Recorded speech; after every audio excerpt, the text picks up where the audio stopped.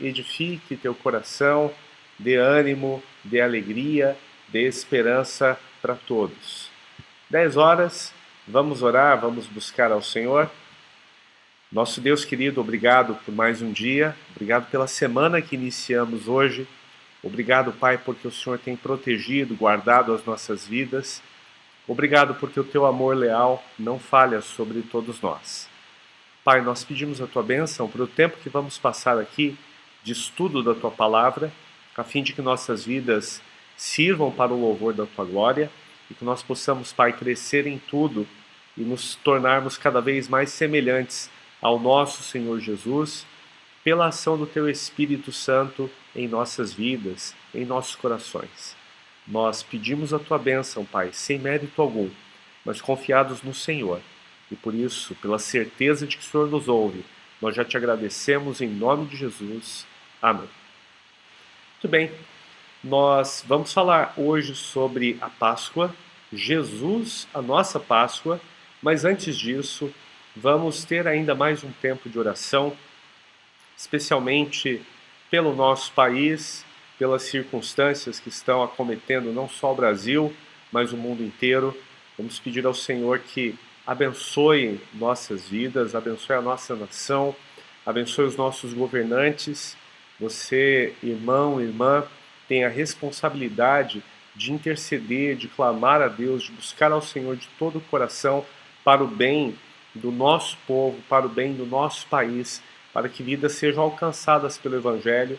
Então não importa a tua corrente política, não importa a tua preferência pessoal, você e eu somos desafiados pela palavra de Deus, tanto a nos sujeitarmos às autoridades, quanto também a rogarmos as bênçãos por eles, a fim de que nós tenhamos uma vida tranquila, uma vida segura, uma vida piedosa e justa na presença do Senhor. Também vamos orar pelos irmãos e irmãs que estão enfermos, que estão em recuperação. Nós agradecemos ontem pela vida do Alexandre, o marido da prima da nossa irmã Érica Lima. Ele esteve hospitalizado e pela graça do Senhor já está em casa. Também o pastor Eduardo, nós continuamos intercedendo pela saúde dele. As últimas notícias foram de melhora. Também oramos e intercedemos pela Patrícia, amiga da nossa irmã Thaís. Ela ainda está hospitalizada, teve um sério AVC, mas confiamos no Senhor que ela vai também ser restabelecida. Oramos pela Elaine, amiga da nossa irmã Kelly. Ela está com depressão há muito tempo, chegou a atentar contra a própria vida, o Senhor protegeu, deu livramento. Nós vamos continuar intercedendo, clamando ao Senhor. Através dessas pessoas que foram mencionadas, nós estamos apresentando diante de Deus a vida de todos os queridos, dos amigos e amigas que estão enfermos, pedindo ao Senhor que os abençoe. E vamos orar também pelo sustento, pela provisão de Deus sobre as famílias. Na medida em que nós estamos enfrentando esse isolamento social, muitas pessoas estão sem trabalhar, algumas recebendo seus salários, outras tendo redução tanto do rendimento quanto também da carga de trabalho, e alguns simplesmente sem ter renda pelo fato de que são autônomos, de que são empreendedores, de que são microempresários, e por isso a crise é mais forte para esses irmãos. Vamos interceder, vamos clamar a Deus por eles e pedir também que Deus abençoe, a fim de que a retomada da nossa normalidade possa acontecer. Também agradecemos a Deus pelos irmãos e irmãs que estão ajudando, que estão contribuindo, que estão participando dessa hora de adversidade, socorrendo irmãos e irmãs. Isso é seguir Jesus, isso é fazer a vontade de Deus. Nós temos que cuidar uns dos outros, e na medida em que fazemos isso, o nome do nosso Senhor Jesus é honrado, é glorificado. Vamos orar então? Nosso Deus querido, obrigado porque podemos colocar diante do Senhor todas as nossas necessidades com a ação de graça que te é devida, pelo fato de que o Senhor é sempre um bom Deus, independente das circunstâncias que nós estamos vivendo. Nesta hora, Pai, clamamos pelo nosso país, pelas autoridades que foram constituídas pelo Senhor, pelos três poderes, Pai, o executivo, o legislativo, o judiciário, nas três esferas públicas, federal, estadual, municipal, no caso de executivo e legislativo. Dá sabedoria, Senhor, aos nossos gestores públicos, aos que nos presidem, aos que governam sobre nós. Pai bendito, por misericórdia, por amor do Teu santo nome, na vida dos Teus filhos e filhas, dos homens e mulheres que foram comprados pelo sangue de Jesus e salvos pela Tua graça, abençoa o nosso país, a fim de que nós possamos, Pai, viver com paz, com tranquilidade, que nós possamos, como Igreja do Senhor, sermos agentes da Tua transformação neste mundo. Na medida em que o Senhor transforma as nossas vidas pela ação do Teu Espírito, mediante a obediência da Tua Palavra, que essa transformação alcance mais vidas, através da pregação fiel do Teu Evangelho, através da proclamação da verdade de Jesus, que é o único caminho, verdade e vida para salvar, que através, Senhor, da vida da Tua Igreja, muitas pessoas ainda creiam no Evangelho, aqueles a quem o Senhor realmente quer salvar. Deus querido, nós pedimos a Tua bênção também sobre os irmãos, irmãs, amigos e amigas que estão enfermos. Sabemos do Teu poder de restaurar a vida de todos eles e clamamos ao Senhor porque temos a certeza de que o Senhor pode fazer, de acordo com a Tua palavra, infinitamente mais do que nós pedimos e do que nós pensamos, pelo Teu poder que opera em nossas vidas. Pedimos ainda, Pai, pela situação econômica do país e das famílias. Senhor, abre portas onde nós não podemos ver neste momento. Intervenha, Pai, de modo que os Teus filhos e filhas continuem desfrutando do Teu cuidado, da provisão do Senhor, que certamente não deixa faltar nada para aqueles que esperam em Ti. Mas, Senhor, a nossa súplica é para que nós possamos, pela boa e poderosa mão do Senhor, retomar a normalidade ao nosso trabalho, às nossas atividades, e assim glorificarmos ao Senhor através de tudo. Nós rogamos as Tuas bênçãos, Pai, e o fazemos em nome de Jesus. Amém. Muito bem, vamos ao estudo bíblico desta manhã. Nós vamos falar sobre Jesus, a nossa Páscoa. Bem, a fim de nós iniciarmos este estudo, hoje, na verdade, eu não vou fazer exatamente uma pregação, eu vou contar uma grande história. A história da Páscoa, que é uma lição de amor, uma história de livramento, também uma oportunidade de recomeço. Nós vamos ler vários trechos da Bíblia e eu espero que você, meu irmão, minha irmã, meu amigo, minha amiga, consiga entender o que é a Páscoa e por que Jesus é a nossa Páscoa, a fim de desfrutar da verdade da palavra de Deus, que Jesus Cristo, como nossa Páscoa, perdoa pecados, nos dá salvação e vida eterna. Vamos começar com a leitura de 1 Coríntios capítulo 5, versículos 7 e 8. Livrem-se do fermento velho, para que sejam massa nova e sem fermento, como realmente são. Pois Cristo, nosso Cordeiro Pascal, foi sacrificado. Por isso, celebremos a festa não com o fermento velho, nem com o fermento da maldade e da perversidade, mas com os pães sem fermento da sinceridade e da verdade. Muito bem, no contexto em que essas palavras foram escritas, Paulo, o apóstolo, escreve à igreja dos cristãos da cidade de Corinto, orientando-os sobre a maneira de viver que agrada ao Senhor. A igreja de Corinto possuía muitas dificuldades e muitos problemas. Um desafio enorme para o ministério do apóstolo Paulo, que pregou o evangelho pela primeira vez e plantou a igreja de Jesus naquela cidade. Aquelas pessoas viviam divididas entre facções, eles tinham certa arrogância, certo orgulho, tanto da sua condição socioeconômica, quanto também da sua religiosidade. E havia problemas graves e sérios em relação à conduta, a comportamento, à ética. No capítulo 5, especificamente, Paulo está tratando de um problema gravíssimo que sequer era admitido pelos não convertidos. de haver um homem, membro da igreja, que mantinha relações com a mulher do seu pai.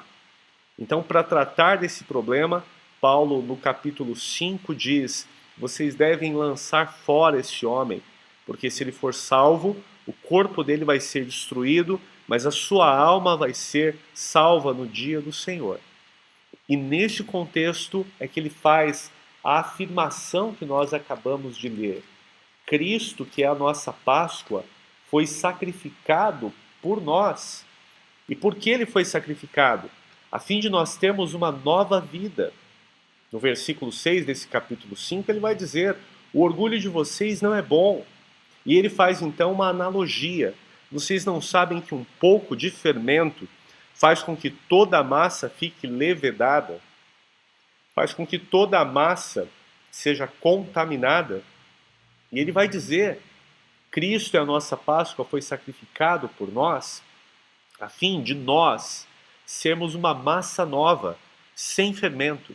Aqui o fermento é comparado ao pecado, e Paulo vai inclusive nominar esse pecado, o fermento da maldade, da perversidade. Jesus Cristo morreu na cruz do Calvário para nos libertar dos nossos pecados, para nos libertar do poder do pecado, para tirar a influência, o domínio do pecado sobre as nossas vidas. Por isso ele vai dizer: se Cristo é o nosso Cordeiro Pascal, se ele é a Páscoa que foi sacrificada por nós, nós devemos celebrar essa festa não com fermento velho, não com maldade, com perversidade, não nas velhas atitudes da carne, mas sim com uma vida sincera e uma vida estabelecida na verdade. Jesus, portanto, foi o Cordeiro sacrificado no nosso lugar, para que nós pudéssemos ser libertos do fermento do pecado, sermos então uma nova massa, pura, não contaminada, e que vive para a glória do nosso Deus. A grande questão é: por que Jesus é a nossa Páscoa em comparação à Páscoa judaica? Bem, nós vamos voltar muito tempo na história para entender essa questão. Tudo começou no Éden, quando o homem e a mulher pecaram contra Deus, e o pecado fez separação entre Deus e o homem. O pecado provocou a morte, essa separação entre o Criador e a criatura. Deus, já no Éden, quando confrontou Adão e Eva mediante o pecado cometido, já apontou para uma esperança. Ele fez uma promessa de que o descendente da mulher esmagaria a cabeça da serpente. Bem, a fim de cumprir o seu plano de dar à humanidade o escape, a reconciliação que o pecado quebrou da comunhão entre Deus e o homem, Deus escolhe um outro homem, uma família, Abrão. Capítulo 12 de Gênesis, Deus diz a Abrão: sai da tua terra, do meio da tua parentela, e vai para a terra que eu te mostrarei. Eu vou te abençoar, vou te engrandecer, vou te tornar famoso, e você será uma bênção. Eu vou abençoar os que te abençoarem, e vou amaldiçoar os que te amaldiçoarem. E por meio de você, todos os povos da terra serão abençoados. Ou seja, Deus promete que de um descendente da humanidade, da mulher, de um descendente de Abrão, a quem ele escolheu, ele vai abençoar todas as famílias, todos os povos da terra. Ele vai promover a reconciliação, ele vai religar a comunhão com a humanidade que foi quebrada pelo pecado. No capítulo 15 de Gênesis, dos versículos 12 a 16, Deus fala com Abrão, avisando sobre o que vai acontecer com seus descendentes. A Bíblia diz: ao pôr do sol, Abrão foi tomado de sono profundo, e eis que vieram sobre ele trevas densas e apavorantes. Então o Senhor lhe disse: saiba que os seus descendentes serão estrangeiros numa terra que não lhes pertencerá, onde também serão escravizados e oprimidos por 400 anos. Mas eu castigarei a nação a quem servirão como escravos, e depois de tudo sairão com muitos bens. Você, porém, irá em paz a seus antepassados e será sepultado em boa velhice. Na quarta geração, os seus descendentes voltarão para cá, porque a maldade dos amorreus ainda não atingiu a medida completa. Bem, Deus anuncia para Abrão que a sua descendência não vai permanecer em Canaã, mas serão levados a uma terra distante e serão ali estrangeiros. Serão escravizados por 400 anos. Mas Deus promete: eu vou tirá-los de lá e vou trazê-los novamente para essa terra que eu prometi a você e aos seus descendentes. E Abraão creu na promessa do Senhor. Por isso ele é o pai da fé. Ele até então não tinha um descendente seu, mas Deus então lhe dá um filho, o filho que Deus prometeu a ele, Isaque. Isaque tem 2 filhos e Deus escolhe pela sua soberana vontade a Jacó, muda-lhe o nome, chamando-o de Israel. Israel teve muitos filhos e filhas. O principal deles, José, o seu filho predileto, um filho da sua velhice, filho da mulher a quem ele amava, chamada Raquel. José, por ser o filho predileto, é odiado por seus irmãos, e então eles criam uma emboscada contra ele. O vendem como escravo a uma caravana de ismaelitas, que o revende para o Egito. Então ele vai à casa de Potifar ser escravo ali, de acordo com o texto sagrado. Muitos anos se passaram e Deus então muda a história de José, de escravo a governador geral do Egito, num tempo em que haveria muita fartura. 7 anos em que as colheitas seriam abundantes, em que os rebanhos produziriam muito, em que a riqueza, a prosperidade seriam enormes sobre todos. Mas seguidos a esses 7 anos de fartura, viriam 7 anos de grave fome, de muita falta, em que muitas pessoas padeceriam absurdamente. Deus promoveu José a governador geral do Egito, e então encaminha toda a família de José para aquela terra. Seu pai, Jacó, Israel, seus irmãos, as famílias dos seus irmãos. E quando Deus manda Israel ir para o Egito, a ordem de Deus foi muito clara. Em Gênesis capítulo 46, versículos 1 a 4. Israel partiu com tudo o que lhe pertencia. Ao chegar a Berseba, ofereceu sacrifícios ao Deus de Isaque, seu pai. E Deus falou a Israel por meio de uma visão noturna: Jacó, Jacó. Eis-me aqui, respondeu ele. Eu sou Deus, o Deus de seu pai, disse ele. Não tenha medo de descer ao Egito, porque lá farei de você uma grande nação. Eu mesmo descerei ao Egito com você, e certamente o trarei de volta, e a mão de José fechará os seus olhos. Conforme Deus já havia dito a Abraão, o avô de Israel, de Jacó, o povo de Israel, o povo de Jacó, deveria ir ao Egito. E Deus então garante: eu estarei com vocês. E ali vou fazer com que vocês se tornem uma grande nação. Mas eu vou trazê-los de volta. E Deus faz uma promessa a Jacó, Israel. A mão do seu filho José fechará os seus olhos. Você vai descansar em paz. Você vai ser sepultado com os seus antepassados. Não verá o cumprimento da minha promessa, mas será abençoado até o final. O tempo passou, Jacó faleceu, depois os seus filhos, inclusive José, e a Bíblia diz em Êxodo capítulo 1, versículos 8 a 13, que uma nova dinastia tem início no Egito. E através dessa nova dinastia, de um novo faraó que não conhecia José, que não conhecia a história do povo hebreu, tem início uma grande opressão. A Bíblia nos diz: então subiu ao trono do Egito um novo rei, que nada sabia sobre José.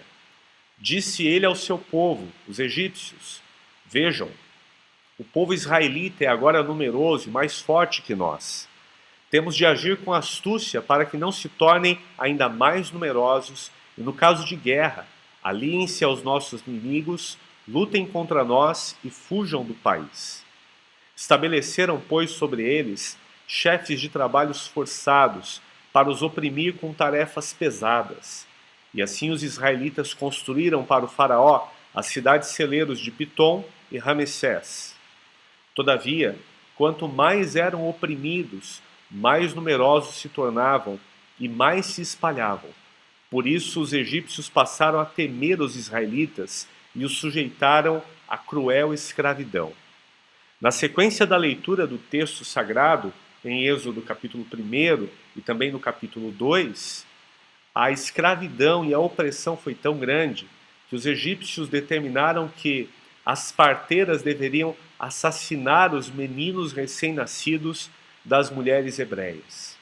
Eles começaram uma caçada para eliminar o povo de Israel, mas a bênção do Senhor estava sobre eles. E na medida em que a aflição, na medida que a opressão aumentava, a bênção do Senhor fazia com que eles se tornassem ainda mais fortes. Mas o clamor do povo, a angústia, o sofrimento estavam chegando a um ponto insuportável. Êxodo capítulo 2, versículos 23 a 25, nos dizem: muito tempo depois, morreu o rei do Egito. Os israelitas gemiam e clamavam debaixo da escravidão, e o seu clamor subiu até Deus.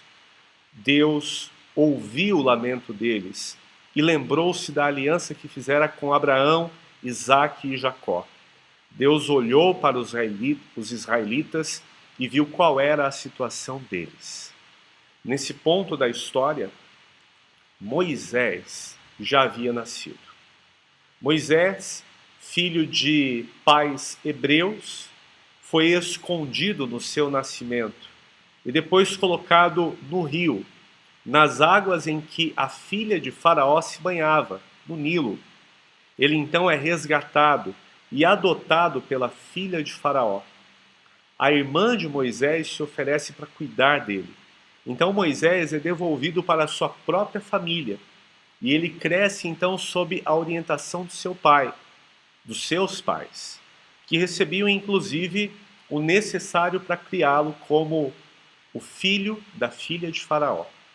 Moisés então é encaminhado ao palácio e ele vive como príncipe do Egito. E aos 40 anos ele sai à rua, ele vê a condição do seu povo. Ele chega a matar um egípcio que oprimia cruelmente um hebreu. E depois de descoberto, ele foge.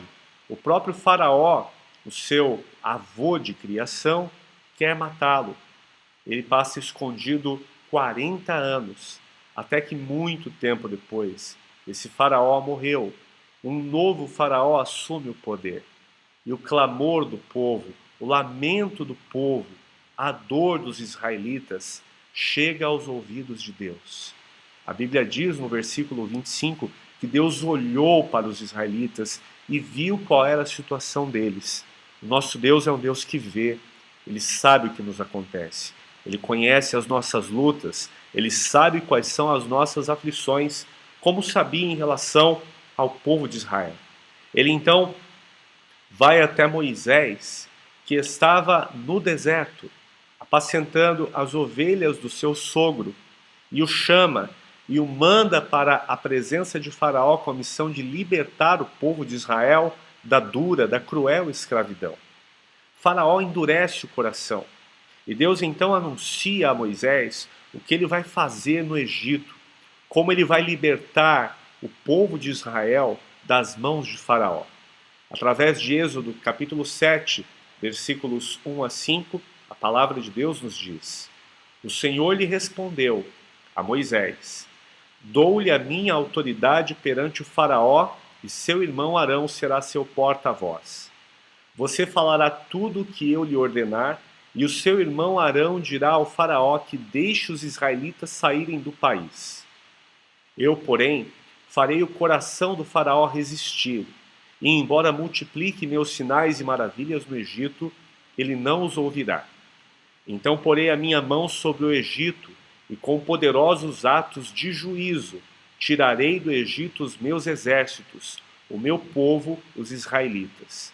E os egípcios saberão que eu sou o Senhor, quando eu estender a minha mão contra o Egito e tirar de lá os israelitas. A partir daí, a narrativa fala sobre as pragas, as famosas ações de juízo, os atos poderosos com os quais Deus feriu a terra do Egito, o povo daquele país. As famosas 10 pragas culminaram com a última, que seria a mortandade de todos os primogênitos, tanto de homens quanto de animais. E nesse contexto, no contexto da 10ª praga, no capítulo 12 de Êxodo, Deus então estabelece a comemoração, a celebração da Páscoa. O Senhor disse a Moisés e a Arão no Egito: este deverá ser o primeiro mês do ano para vocês. Digam a toda a comunidade de Israel que no 10º dia deste mês, todo homem deverá separar um cordeiro ou um cabrito para a sua família, um para cada casa. Se uma família for pequena demais para um animal inteiro, deve dividi-lo com seu vizinho mais próximo, conforme o número de pessoas e conforme que cada um puder comer. O animal escolhido será macho de 1 ano, sem defeito, e pode ser cordeiro ou cabrito. Guardem-no até o 14º dia do mês, quando toda a comunidade de Israel irá sacrificá-lo ao pôr do sol. Nota: Deus estabeleceu que cada família deveria tomar um cordeiro e guardá-lo na sua casa até o 14º dia do mês, quando então o cordeiro seria sacrificado. Hoje muitas pessoas gostam e possuem animais de estimação. Pensa num cordeirinho, um animal bonito, dócil, bondoso, um animal que gosta de carinho e que mostra-se afável. Veja o cordeirinho mais uma vez. Pense numa família com o cordeiro dentro de casa. Pense nas crianças com esse cordeiro, querendo que ele durma na sua cama, do seu lado, brincando com o cordeiro. Ao final de 4 dias, o cordeiro seria sacrificado ao pôr do sol. O texto segue no versículo 7, dizendo que deveria ser feito depois do sacrifício do cordeiro. Passem então um pouco do sangue nas laterais e nas vigas superiores das portas das casas, nas quais vocês comerão o animal. O sangue deveria ser aspergido na entrada da casa, nas portas, a fim de que, naquela mesma noite, vocês comam a carne assada no fogo, juntamente com ervas amargas e pão sem fermento. Não comam a carne crua, nem cozida em água, mas assada no fogo, cabeça, pernas e vísceras. Não deixem sobrar nada até pela manhã. Caso isso aconteça, queimem o que restar. Ao comerem, estejam prontos para sair. Cinto no lugar, sandálias nos pés e cajado na mão. Comam apressadamente.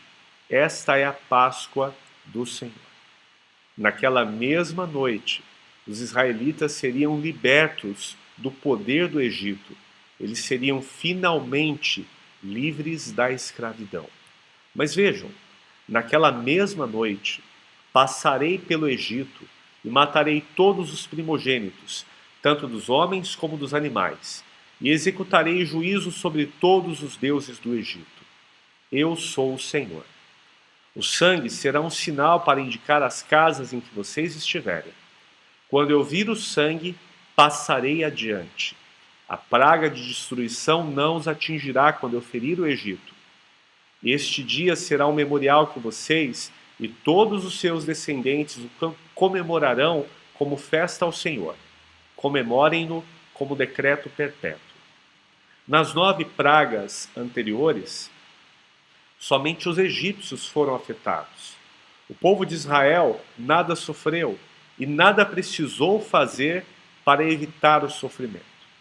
A 10ª praga seria diferente. E Deus anuncia o que ele vai fazer. Toda a casa em que tiver o sinal de sangue na sua porta de entrada será poupada. Todas as famílias do Egito tiveram ao menos um morto. Todas as pessoas sofreram a pior angústia de suas vidas naqueles dias. Mas na casa dos hebreus, onde o sangue do cordeiro fora aspergido, o anjo do Senhor, que executou o juízo, passou por cima daquela casa. E ali não houve morte. Este, portanto, é o significado de Páscoa, o Pêssach. É o passar por cima, pelo sinal na porta, o sangue que foi aspergido, aquele cordeiro que foi morto por cada família, ele pagou a vida, ele valeu pela redenção do filho primogênito daqueles que estavam celebrando a Páscoa do Senhor. Onde não havia o sinal do sangue, houve morte, mas nas casas dos hebreus, em que o sangue fora aspergido, nada aconteceu. Vejam a profecia de Isaías, no capítulo 53, versículos 7 a 9. Falando a respeito do Messias, no seu primeiro advento, na sua primeira vinda, sobre o que lhe aconteceria. Ele foi oprimido e afligido, contudo não abriu a sua boca. Como um cordeiro foi levado para o matadouro, e como uma ovelha que diante de seus tosqueadores fica calada, ele não abriu a sua boca. Com julgamento opressivo ele foi levado. E quem pode falar dos seus descendentes? Pois ele foi eliminado da terra dos viventes. Por causa da transgressão do meu povo ele foi golpeado. Foi-lhe dado um túmulo com os ímpios, e com os ricos em sua morte, embora não tivesse cometido qualquer violência, nem houvesse qualquer mentira em sua boca. Quase 700 anos antes de Jesus vir ao mundo, Deus fala através do profeta Isaías que o Messias, o ungido, o Salvador do mundo, o Redentor do povo de Israel, viria para morrer como um cordeiro levado ao matadouro. Que ele seria então castigado, golpeado, que ele seria morto e sepultado, embora não tivesse qualquer violência em suas mãos, nem mentiras em seus lábios. Por que isso aconteceria? Porque este cordeiro, o Messias, estaria sendo sacrificado no lugar de todo o povo de Israel, no lugar de todas as pessoas que nele crescem. Foi esse o testemunho de João, o Batista. O Evangelho de João, capítulo 1, versículo 29, diz: No dia seguinte, João viu Jesus aproximando-se e disse: Vejam, é o Cordeiro de Deus que tira o pecado do mundo. E Jesus é o Cordeiro de Deus que tira o pecado do mundo, o Cordeiro que foi morto, de acordo com as Escrituras, em Apocalipse 13, 8, antes da fundação do mundo. Vejamos ainda 1 Pedro, capítulo 1, versículos 18 a 20. Pois vocês sabem que não foi por meio de coisas perecíveis, como prata ou ouro, que vocês foram redimidos da sua maneira vazia de viver, que lhes foi transmitida por seus antepassados, mas pelo precioso sangue de Cristo, como de um cordeiro, sem mancha e sem defeito, conhecido antes da criação do mundo, revelado nestes últimos tempos em favor de vocês. Jesus é a nossa Páscoa porque ele é o Cordeiro de Deus que tira o pecado do mundo. Porque como Cordeiro, ele foi morto e com o seu precioso sangue, ele comprou as nossas vidas. Ele nos resgatou do pecado, da morte. Ele nos deu, portanto, a verdadeira vida, a redenção, o verdadeiro perdão. A Bíblia diz que o próprio Jesus celebrou a Páscoa, que representava o seu sacrifício com seus discípulos. Evangelho de Lucas, capítulo 22, versículos 7 e 8, e também os versículos 15 e 16. Finalmente, chegou o dia dos pães sem fermento, no qual deveria ser sacrificado o cordeiro pascal. Jesus enviou Pedro e João dizendo: Vão preparar a refeição da Páscoa. E disse-lhes, versículo 15, Desejei ansiosamente comer esta Páscoa com vocês antes de sofrer, porque Jesus é o Cordeiro de Deus. Jesus estava sendo representado na Páscoa por aquele cordeiro que era sacrificado e no Egito poupou a vida dos primogênitos. Agora em Jesus, ele poupa da condenação eterna todos aqueles que nele creem. E ele diz: eu quis muito comer esta Páscoa com vocês antes de sofrê-la, pois eu lhes digo, não comerei dela novamente até que se cumpra no reino de Deus. Nessa Páscoa, Jesus então institui a primeira ceia com o pão e com o vinho, tomando-os e dizendo: o pão representa o meu corpo, que é partido por vocês, conforme a profecia de Isaías, no capítulo 53. Tomando o cálice, ele diz: este cálice representa o novo pacto, a nova aliança feita no meu sangue. E vocês devem comer este pão e beber este cálice sempre em memória de mim. Jesus, portanto, depois de celebrar essa última Páscoa e de instituir a primeira ceia, é preso, é julgado. E o texto de João 19 fala a respeito da condenação, da crucificação e morte de Jesus. João 19, a partir do versículo 16, diz: finalmente Pilatos o entregou a eles para ser crucificado. Então os soldados encarregaram-se de Jesus. Levando a sua própria cruz, ele saiu para o lugar chamado Caveira, que em aramaico é chamado Gólgota. Ali o crucificaram e com ele 2 outros, um de cada lado de Jesus. E os versículos 29 e 30, estava ali uma vasilha cheia de vinagre. Então embeberam uma esponja nela, colocaram a esponja na ponta de um caniço de sopo e a ergueram até os lábios de Jesus. Tendo-o provado, Jesus disse: está consumado. Com isso curvou a cabeça e entregou o Espírito. Naquele momento, o Cordeiro de Deus que tira o pecado do mundo estava sendo imolado. Ele fora sacrificado e ele morreu para perdoar os pecados e para dar salvação àqueles que nele acreditam. Mas a morte não pôde vencer. Ele foi sacrificado como cordeiro pascal. Ele foi sepultado, mas as Escrituras afirmam que ao terceiro dia, Jesus ressuscitou. No primeiro dia da semana, no domingo pela manhã, as mulheres foram ao túmulo para cuidar do corpo de Jesus. E vejam a narrativa de Mateus, capítulo 28, versículos 1 a 7. Depois do sábado, tendo começado o primeiro dia da semana, Maria Madalena e a outra Maria foram ver o sepulcro. E eis que sobreveio um grande terremoto, pois um anjo do Senhor desceu do céu, e chegando ao sepulcro, rolou a pedra de entrada e assentou-se sobre ela. Sua aparência era como um relâmpago, e suas vestes eram brancas como a neve. Os guardas tremeram de medo e ficaram como mortos. O anjo disse às mulheres: não tenham medo. Sei que vocês estão procurando Jesus, que foi crucificado. Ele não está aqui. Ressuscitou como tinha dito. Venham ver o lugar onde ele jazia. Vão depressa e digam aos discípulos dele: ele ressuscitou dentre os mortos, está indo adiante de vocês para a Galileia. Lá vocês o verão. Notem que eu já os avisei. Jesus, o Cordeiro de Deus, pode perdoar pecados, pode substituir pecadores no seu sacrifício, pode dar vida eterna, porque ele venceu a morte, porque ele ressuscitou. A cruz está vazia, o túmulo também está vazio, porque Jesus ressuscitou.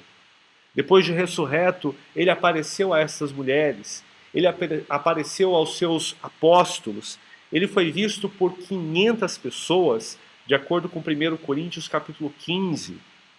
Bem, ele subiu aos céus. Ele foi recebido nas alturas. Em Atos capítulo 1, versículos 9 a 11, depois de falar sobre o Espírito Santo, que em poucos dias desceria sobre os discípulos, o Consolador que ele mesmo prometeu que estaria conosco para sempre, com todos aqueles que creem em Jesus para a vida eterna, pois a Bíblia afirma que quando nós recebemos Jesus como Senhor e Salvador de nossas vidas, nós somos selados pelo Espírito Santo de Deus, que é o penhor da garantia da nossa salvação.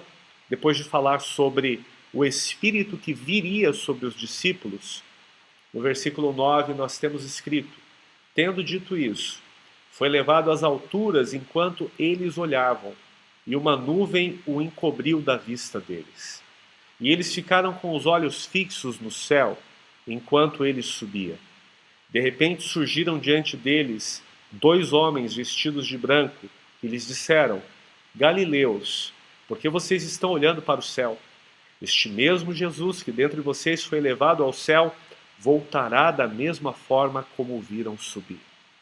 Então os discípulos viram Jesus subindo, ascendendo aos céus.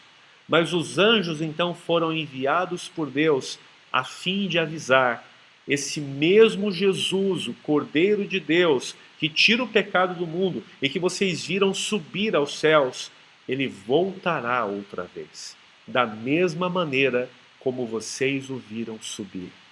A Bíblia afirma que Jesus voltará a este mundo, que Jesus, que está vivo e ressurreto, virá outra vez, a fim de levar os seus para habitar eternamente consigo, a fim de julgar aqueles que não creram no seu nome, a fim de receber todo louvor, toda adoração, toda honra e toda glória por toda a eternidade. Como está escrito em Apocalipse capítulo 5, versículos 12 e 13. E cantavam em alta voz: digno é o Cordeiro que foi morto, de receber poder, riqueza, sabedoria, força, honra, glória e louvor. Depois ouvi todas as criaturas existentes no céu, na terra, debaixo da terra e no mar, e tudo que neles há, que diziam: àquele que está sentado no trono e ao Cordeiro sejam o louvor, a honra, a glória e o poder para todos sempre. Jesus reinará por toda a eternidade. Ele está assentado no trono. A cruz está vazia, o túmulo está vazio, mas o trono está ocupado, porque ele reinará por toda a eternidade. Mas antes de instituir seu reino, ele voltará a este mundo. Ele vem buscar os seus, e ele julgará aqueles que o desprezaram, aqueles que não creram no seu nome, aqueles que não acreditaram no seu evangelho, na sua verdade. E ele finalmente vai receber o louvor, a adoração, as ações de graças de todos, dos que estão no céu, na terra, debaixo da terra e no mar. Todos terão que dizer: aquele que está sentado no trono e ao Cordeiro, sejam o louvor, a honra, a glória e o poder para todos sempre. Muito bem, é por isso que Jesus é a nossa Páscoa. É por isso que Jesus é o Cordeiro de Deus que tira o pecado do mundo. Porque ele veio uma vez a esse mundo. Ele morreu no nosso lugar. Mas ele venceu a morte, ele ressuscitou. E vejam que a Bíblia diz sobre a morte e a ressurreição de Jesus em relação às nossas vidas. Romanos capítulo 6, versículos 4 a 6. Portanto, fomos sepultados com ele na morte por meio do batismo, a fim de que, assim como Cristo foi ressuscitado dos mortos, mediante a glória do Pai, também nós vivamos uma vida nova. Se dessa forma fomos unidos a ele na semelhança da sua morte, certamente o seremos também na semelhança da sua ressurreição. Pois sabemos que o nosso velho homem foi crucificado com ele, para que o corpo do pecado seja destruído, e não mais sejamos escravos do pecado. Vejam especialmente o trecho final do versículo 6. A morte e ressurreição de Jesus faz com que não sejamos mais escravos do pecado. Da mesma maneira como os israelitas estavam escravizados no Egito, e através da última praga, a mortandade dos primogênitos, Deus libertou o povo. E libertou o povo poupando-os através do sacrifício de um cordeiro, em que, quando o sangue estava aspergido na porta de entrada da casa, o anjo da morte passava por cima, poupava a vida, salvava, dava libertação, assim como o povo de Israel foi libertado naquela Páscoa. Jesus Cristo, que é a nossa Páscoa, nos liberta da escravidão do pecado. Como a Bíblia diz que nós devemos fazer para alcançar esta liberdade, para não sermos escravos do pecado, para alcançarmos a vida eterna, a salvação? Ainda no livro de Romanos, capítulo 10, versículos 9 a 13. Se você confessar com a sua boca que Jesus é Senhor e crer em seu coração que Deus o ressuscitou dentre os mortos, será salvo. Pois com o coração se crê para a justiça e com a boca se confessa para a salvação. Como diz a Escritura, todo o que nele confia jamais será envergonhado.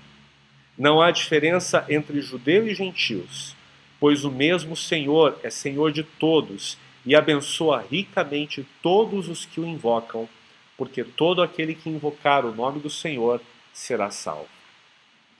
Bem, Jesus é a nossa Páscoa, e a Páscoa efetiva, a Páscoa eficaz, quando nós cremos nele para a vida eterna.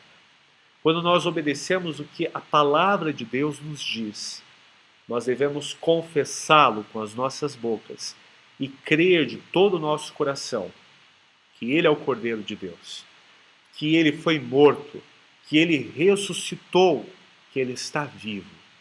E crendo nele de todo o coração, a Bíblia, a palavra de Deus afirma: todo aquele que invocar o nome do Senhor será salvo.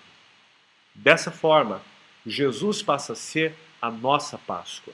O sacrifício que ele fez na cruz do Calvário é atribuído a nós. Ele nos substituiu, ele morreu a nossa morte.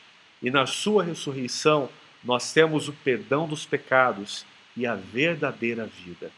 Essa vida não se alcança e não se obtém pelo que nós façamos ou deixamos de fazer.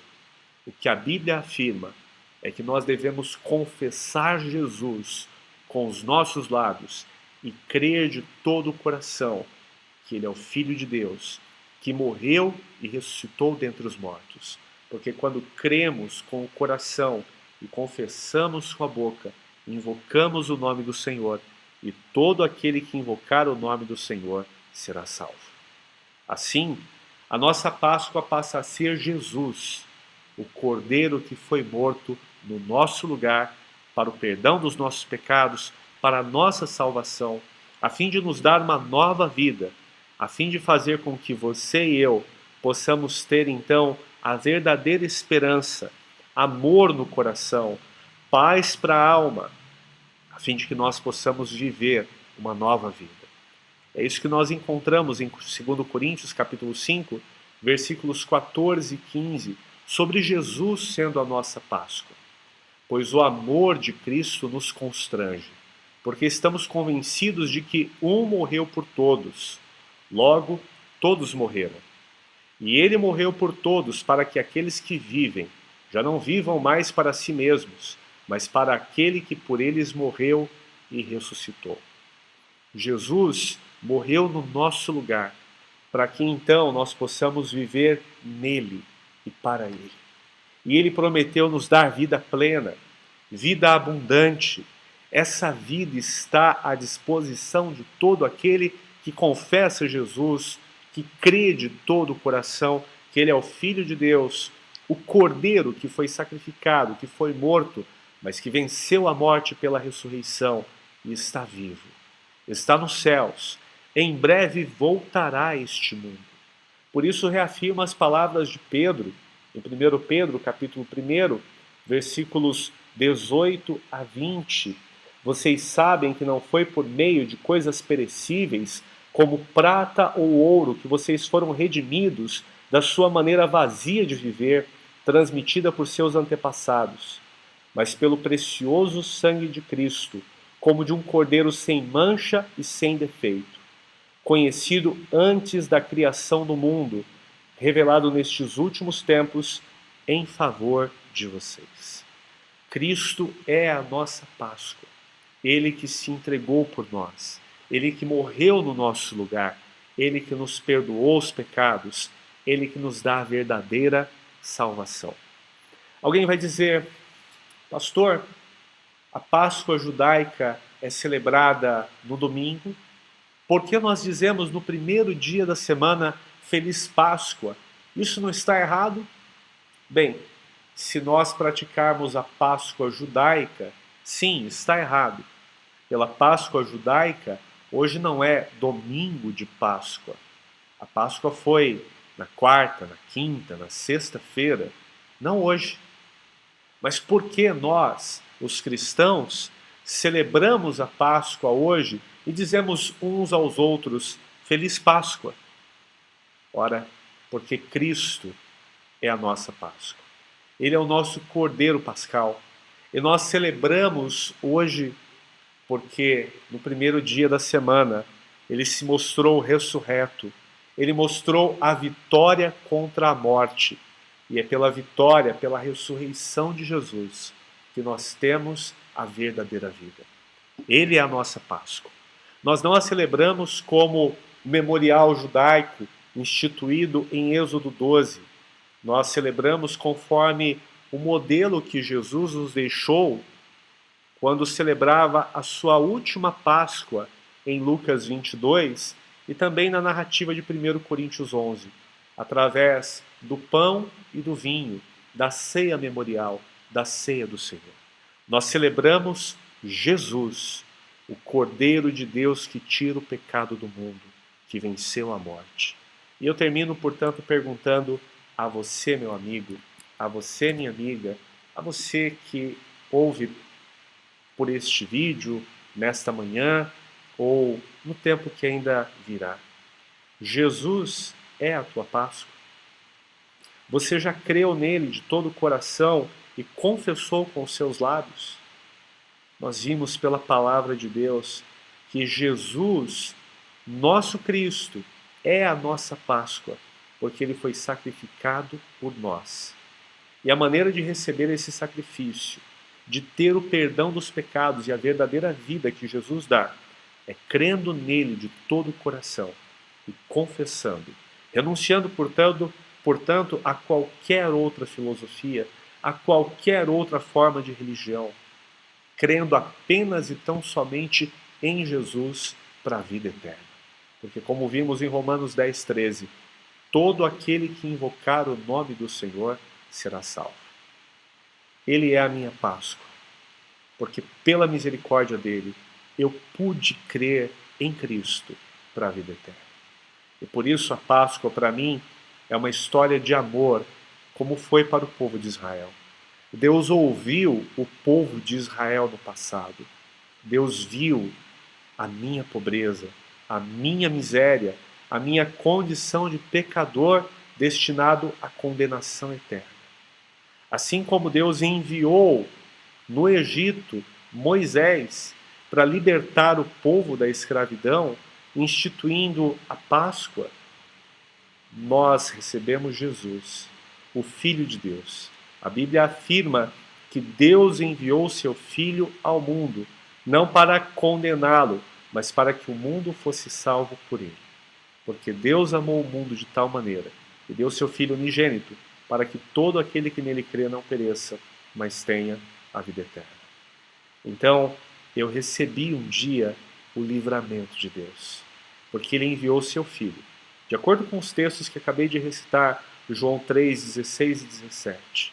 E quando Deus envia o seu Filho ao mundo, ele me deu a libertação do pecado. Ele me livrou da condenação, da escravidão e me deu a verdadeira vida.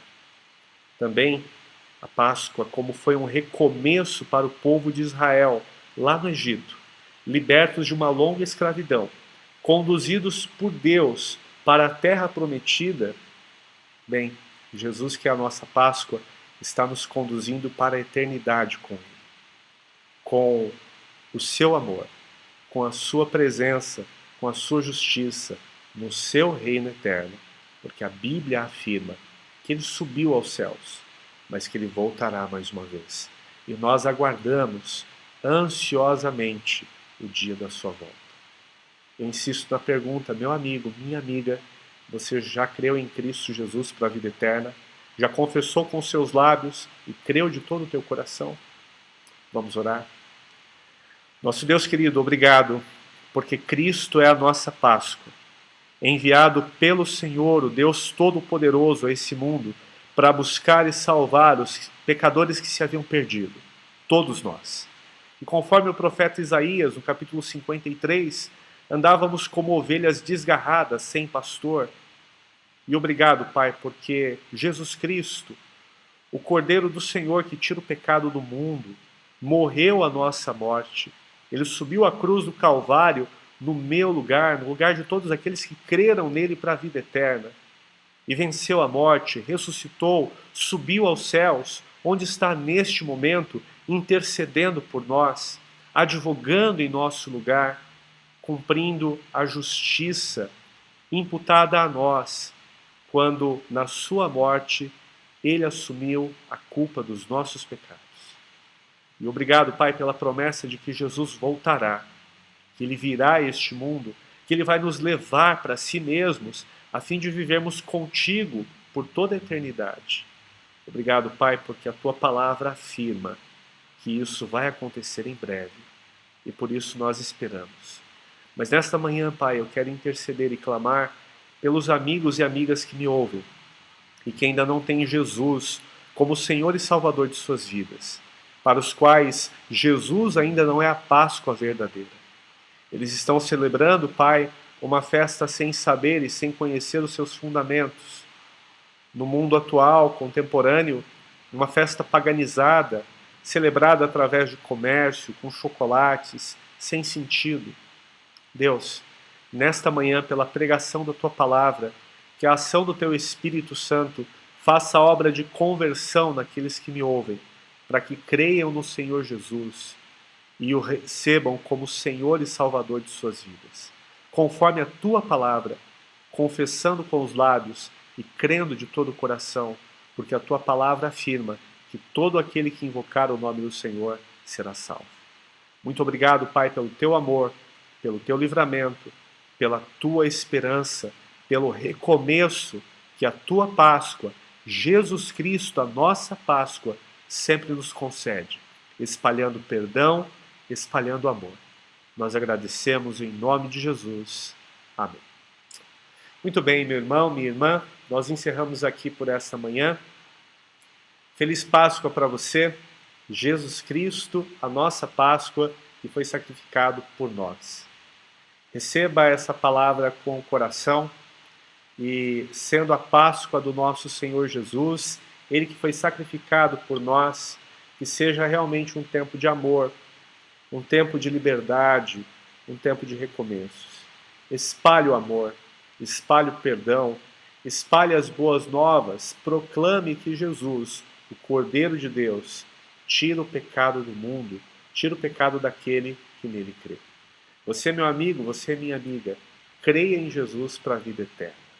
Nós agradecemos pela tua atenção, deixamos um breve aviso, às 19 horas estaremos aqui mais uma vez, celebrando ao Senhor e também agradecendo ao nosso Deus pelas suas muitas bênçãos, pela sua provisão, pelos seus livramentos sobre as nossas vidas. Você, meu irmão, minha irmã, que pode contribuir com a IBJ, faça isso através da conta bancária da nossa igreja. Nós somos uma igreja séria, nós somos uma igreja bíblica. O dinheiro que é arrecadado na Igreja Batista de Jordanópolis não é usado de uma maneira ilícita, não é usado para fins distintos, a não ser a pregação do Evangelho, a manutenção da obra do Senhor, a execução da obra missionária por todo o mundo. Então, meu irmão, minha irmã, se você pode contribuir, faça isso com alegria, faça isso com todo o coração, faça isso também sabendo que nós estamos ajudando as pessoas que estão próximas de nós e que estão necessitadas e que estão precisando.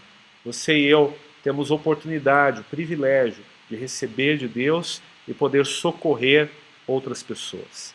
Fica na paz do Senhor, Deus te abençoe, permitindo nosso Deus, mais tarde nos encontramos aqui de novo, às 19 horas. Até lá, Deus te abençoe.